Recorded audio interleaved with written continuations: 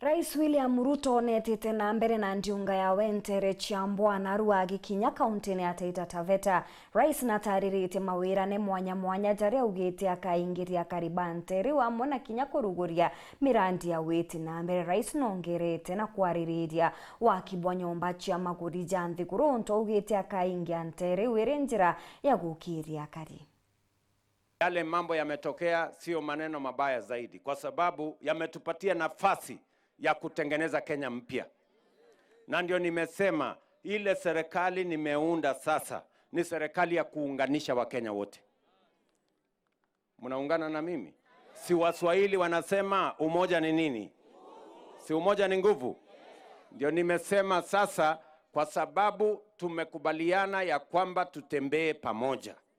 Sisi ni nchi ya demokrasia, na katika demokrasia ile, demokrasia pia iko na nafasi ya kuweka national interest above partisan political party and regional politics. Mimi nakuja mwezi ujao ili kuweka kiwanda hapa ya iron ore.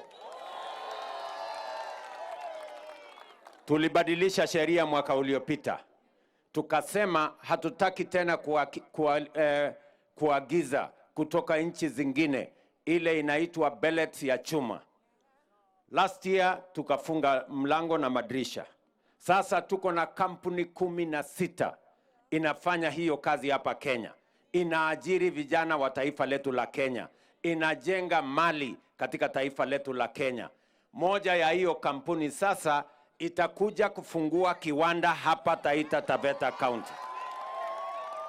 Hapa Chakaleri, huyu Peter Shake ashanipatia shamba. Na mimi nakuja kujenga ile affordable housing, nyumba 800. Hapo Chakaleri, si ndio? Mimi nakuja kujenga hapo nyumba 800. Na mimi nahitaji vijana 1000 wa kufanya hiyo kazi. Vijana hapa mko tayari?